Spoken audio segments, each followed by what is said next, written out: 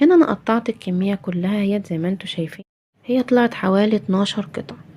12 قطعة غير طبعا القطعتين اللي في الاول وفي الاخر، ما حسبتهمش. بس بصي جميلة. هاخدها دلوقتي واحطها في التلاجة.